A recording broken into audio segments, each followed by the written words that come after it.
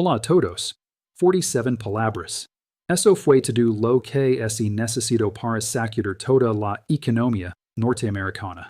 Temprano en la mañana, exactamente a las 9:03 a.m. hora del este, Donald Trump abrió Truth Social y publicó un mensaje que detonó como una granada política.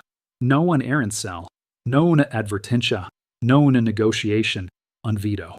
En una sola publicación, el presidente en funciones de los Estados Unidos declaró una suspensión completa de todo comercio y viajes no esenciales entre los Estados Unidos y Canadá, el mayor socio comercial de Estados Unidos. Así de simple. Sin voto del Congreso, sin anuncio formal, sin canal diplomático, solo 47 palabras y un reloj de 72 horas en marca. Para entender la escala de lo que eso significa, los Estados Unidos y Canadá realizan aproximadamente $2.000 millones en comercio cada día. Casi 9 millones de empleos estadounidenses dependen de esa relación, ya sea directamente o indirectamente. Durante más de 70 años, a través de guerras mundiales, la Guerra Fría, colapsos financieros e incluso una pandemia global, esa asociación económica nunca se detuvo en un solo día, en una vez. Pero de repente, una publicación en redes sociales afirmaba que todo se detendría en 3 días. Y aquí está la parte que dejó boquiabiertos a Washington y al mundo entero. Esa publicación no citaba ninguna ley, ninguna emergencia nacional, ninguna autoridad estatutaria. No hubo consulta con el Congreso, no se informó al Comité de Finanzas del Senado, no se comunicó con la Embajada canadiense.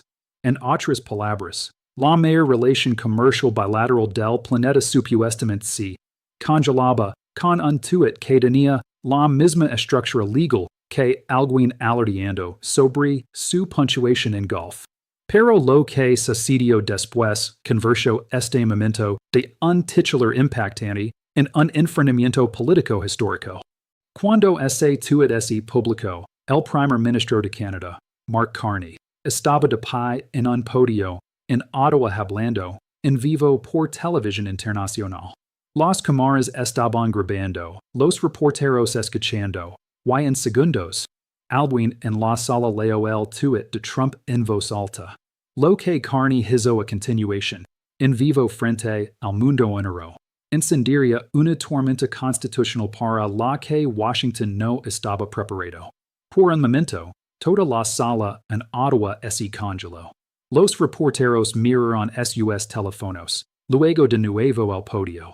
Las cámaras ya estaban en vivo. La transmisión no se pasó. No hubo interrupción. En hay susurro de un asistente. En hay tiempo para alejarse y preparar una declaración diplomática cuidadosa. Mark Carney tuvo aproximadamente 4 segundos para procesar lo que acababa de leerse en voz alta. El presidente de los Estados Unidos aparentemente había vetado a Canadá en una publicación en redes sociales. Lo que sucedió después fue uno de esos raros momentos en la política internacional donde una sola oración cambia toda la narrativa. Carney no entró en pánico, no parecía confundido. En siquiera miró sus notas. En cambio, tomó una respiración lenta, miró directamente a las cámaras que transmiten a millones de espectadores en todo el mundo, y habló en un tono que cualquiera familiarizado con los banqueros centrales reconocería inmediatamente. Comedú, meditó, controlado. La voz de alguien acostumbrado a manejar crisis financieras sin dejar que las emociones tomen el control. Lo he visto, dijo Carney. Luego pronunció la frase que resonaría en los mercados globales en minutos. Un tuit no es una ley. Así de simple, una oración. Fría, precisa, devastadora. Carney continuó explicando que una publicación en redes sociales no constituye un instrumento legal bajo la ley doméstica estadounidense, el derecho de tratados internacionales o las reglas de la Organización Mundial del Comercio. Canadá, dijo, respondería solo a una comunicación legal formal entregada a través de canales diplomáticos adecuados. Si los Estados Unidos producen un instrumento legal legítimo, Canada responderia formalmente. Si permanecia solo como untuit, entonces Canada simplemente lo notaria y continuaria gobernando como de costumbre. El mensaje era inconfundible. Canada no estaba entrando en pánico. Canada no estaba revolviéndose. Canada ni siquiera estaba reconociendo el veto como real. Un periodista inmediatamente presionó más, haciendo la pregunta obvia. Estaba el primer ministro esencialmente diciendo que Canadá estaba ignorando al presidente de los Estados Unidos? Carney no dudó ni un segundo. Se volvió hacia el reportero y calmadamente declaró que Canadá aplica el mismo estándar a todos los gobiernos soberanos del mundo. Si una comunicación tiene autoridad legal, recibe una respuesta legal. Si es simplemente una declaración en redes sociales sin respaldo legal, ese nota y nada más. Y en ese momento, en vivo por televisión internacional, el primer ministro de una nación del G7 enmarcó públicamente el anuncio del presidente como algo que los mercados, abogados y diplomáticos pronto analizarían de la misma manera, no como política, sino como ruido. Lo que sucedió en los siguientes 40 minutos demostró que todo el mundo financiero había estado observando. En minutos después de que ese intercambio llegara a los terminales de noticias financieras, comenzó la reacción. No especulación, no comentarios, sino dinero real moviéndose en tiempo real. El dólar estadounidense cayó casi un 1.3% contra una canasta de monedas principales en menos de 20 minutos. El oro subió mientras los inversores se apresurban hacia la seguridad. Los rendimientos de los bonos del tesoro se movieron mientras los traders intentaban procesar lo que acababan de presenciar. Un anuncio presidencial con enormes implicaciones económicas y un primer ministro explicando calmadamente en televisión en vivo que el anuncio no tenía base legal. Los traders profesionales no esperan a que los panels de noticias por cable debaten que significa algo. Busquen señales. Y esa mañana, dos señales llegaron simultáneamente desde la misma transmisión. Una era una declaración en redes sociales del presidente de los Estados Unidos afirmando ver la mejor relación comercial bilateral del mundo. La otra era una respuesta medida del primer ministro de Canadá explicando que tal veto no tenía respaldo legal a menos que apreciara a través de canales legales adecuados. Los mercados inmediatamente cotizaron la brecha entre esas dos realidades. Pero los mercados no fueron los únicos prestando atención. En 40 minutos, 3 ministros de finanzas de naciones del G7, Alemania, Francia y Japón, ya habían llamado a Ottawa. Según fuentes diplomáticas, el mensaje en esas llamadas era casi idéntico. Canadá tenía el terreno legal alto. El sistema internacional estaba observando cuidadosamente. Y la estrategia procedimental que Canadá había estado siguiendo a través de mecanismos de disputa del USMCA parecía ser la correcta. Mientras tanto, en Europa, la reacción escaló rápidamente. El secretario de Asuntos Exteriores británico emitió una declaración pública describiendo la situación como profundamente preocupante, reafirmando el compromiso del Reino Unido con el orden comercial global basado en reglas. Para el mediodía, el comisario de comercio de la Unión Europea había organizado una llamada de coordinación de emergencia involucrando a Japón, Corea del Sur, Australia y Nueva Zelanda. Piensen en eso por un segundo. Estos no eran países hostiles preparándose para confrontar a los Estados Unidos. Estos eran los aliados más cercanos de Estados Unidos, países que normalmente coordinan con Washington, de repente coordinando sobre Washington. Y detrás de vecinas, expertos legales estadounidenses comienzan a decir algo aún más explosivo. Bajo la ley constitucional estadounidense, untuit, no importa quién lo publique, tiene absolutamente cero efecto legal. No es una orden ejecutiva. No es una proclamación presidencial. No es una declaración de emergencia nacional. Y sin uno de esos mecanismos legales formales, Un comercial de la magnitude discreta por Trump simplement no puede existir bajo la ley estadounidense. Lo que planteaba una pregunta muy incómoda dentro de Washington. Si el tuit en sí no tenía autoridad legal. ¿Qué exactamente se acababa de anunciar al mundo? Aproximadamente 2 horas después, la situación escaló de nuevo. A las 11:47 a.m., Donald Trump respondió. Apareció otra publicación en Truth Social, esta vez dirigida directamente a Mark Carney. El presidente llamó al primer ministro canadiense un títere globalista arrogant. Insistió en que el veto era absolutamente legal y permitió que los Estados Unidos procedieran con la implementación completa. También advirtió que acciones adicionales contra Canadá podrían llegar en 48 horas. Pero aquí estaba el problema que los abogados en Washington no eran inmediatamente. Al igual que la primera publicación, la segunda no citaba ninguna autoridad legal, ningún estatuto, ninguna declaración de emergencia, ninguna orden ejecutiva.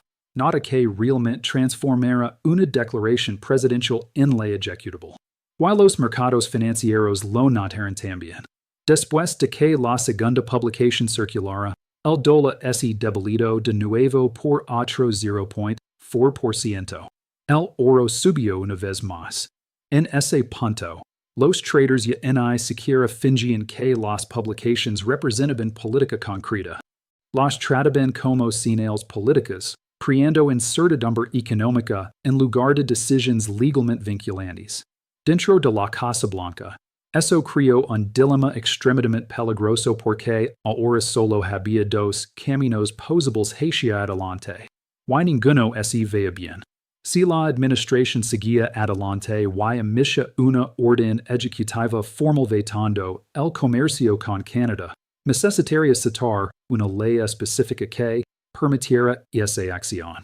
Las opciones disponibles, como la ley de poderes económicos de emergencia internacional o las autoridades arancelarias de seguridad nacional, enfrentarían inmediatamente desafíos legales en tribunales federales. Declarar a Canadá un aliado de la OTAN y el socio comercial más cercano de los Estados Unidos, una amenaza a la seguridad nacional desencadenaría demandas en horas y casi con certeza produciría una orden judicial antes de que la política pudiera entrar en vigor. Pero la segunda opción era igual de dañina. Si el plazo de 72 horas pasaba sin un instrumento legal formal, el mundo entero vería exactamente lo que Mark Carney había dicho en televisión en vivo. El tuit no tenía respaldo legal. Y Canadá tenía razón al ignorarlo. Entonces algo sucedió que hizo que la presión política fuera aún más intensa. El presidente republicano del Comité de Finanzas del Senado recordó públicamente a los reporteros que, bajo la Constitución de los Estados Unidos, el Congreso, no el presidente solo, tiene la autoridad primaria sobre el comercio internacional. En otras palabras, incluso miembros del propio partido del presidente estaban señalando discretamente que vetar a Canadá con un tuit simplemente no era como funcionaba. De repente, el reloj que Trump había iniciado el mismo, la cuenta regresiva de 72 horas, se convertía en una prueba no solo de política comercial, sino de poder presidencial. Y mientras Washington se apresuraba a decidir su próximo movimiento, Canadá estaba haciendo algo mucho más estratégico detrás de escenas, porque este enfrentamiento no había comenzado con ese tuit. De hecho, Canadá había estado preparándose para el showdown durante meses. Para entender por qué Ottawa reaccionó tan calmadamente, hay que mirar la cadena de eventos que llevaron a ese momento. Este enfrentamiento no explotó de la noche a la mañana. Se había estado construyendo paso a paso. Primero vinieron los aranceles automotrices de Washington. Canadá respondió en minutos con medidas retaliatorias. Luego vinieron amenazas contra las exportaciones de trigo canadiense. Ottawa redirigió silenciosamente el suministro hacia Japón y Corea del Sur. Cuando se flotaron aranceles energéticos, Canadá avanzó en más, acelerando planes de independencia energética y formando nuevos acuerdos de GNL con compradores europeos. Cada escalada de Washington se encontró con una respuesta de Ottawa que era más rápida, más legalmente precisa y más coordinada internacionalmente. Y para cuando apareció el tuit, Canadá ya había construido algo incluso más poderoso que la retaliación, un registro legal. Múltiples casos de disputa del USMCA habían sido presentados documentando lo que Canadá argumentaba eran violaciones de acuerdos comerciales. Esos casos ahora se movían a través de paneles de disputa internacionales completamente fuera del control de la Casa Blanca. En otras palabras, mientras el drama político se desarrollaba en redes sociales, un proceso legal más lento y mucho más serio ya estaba en marcha. Y es por eso que el reloj de 72 horas de repente se convirtió en el temporizador más importante en la política global.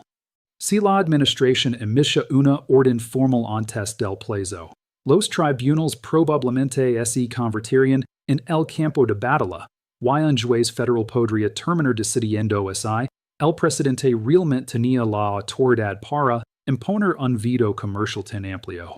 Pero si el reloj esperaba sin acción, el mensaje al mundo entero sería inconfundible.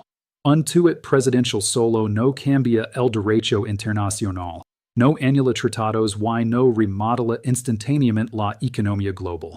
Y esa es la verdadera historia detrás de esas 47 palabras.